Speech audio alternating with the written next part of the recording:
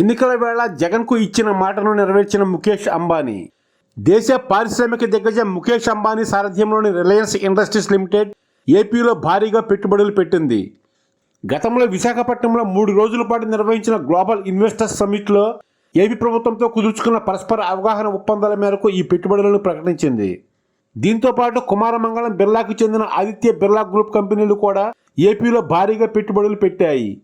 ఈ రెండింటితో పాటు వివిధ సంస్థలకు చెందిన పరిశ్రమలు, ఇతర యూనిట్ల నిర్మాణానికి పరిశ్రమల శాఖ మంత్రి గుడివాడ అమర్నాథ్ శంకుస్థాపన చేశారు. గుడివాడ అమర్నాథ్ వర్చువల్గా ఈ కార్యక్రమంలో పాల్గొన్నారు. ఆయా కంపెనీల పెట్టుబడుల విలువ 4,883 కోట్లు.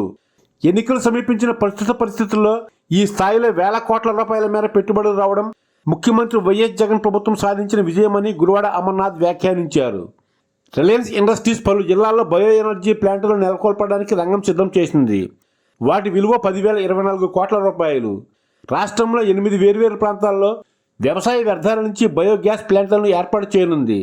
తొలి దశలో కాకినాడ, రాజమండ్రి, విజయవాడ, కర్నూలు, నెల్లూరు జిల్లాల్లో బయోగ్యాస్ ప్లాంట్లను నెలకొల్పనుంది. వీటి వల్ల 576 మందికి ఉద్యోగ అవకాశాలు లభించనున్నాయి. 1,700 కోట్ల రూపాయల పెట్టుబడితో ఆదిత్య బిర్లా గ్రూప్ తిరుపతి జిల్లా నాయుడుపేటలో మ్యానుఫ్యాక్చరింగ్ ఆఫ్ కార్బన్ బ్లాక్ను ఏర్పాటు చేయనుంది. దీని ద్వారా 250 మందికి ఉద్యోగాలు లభిస్తాయి.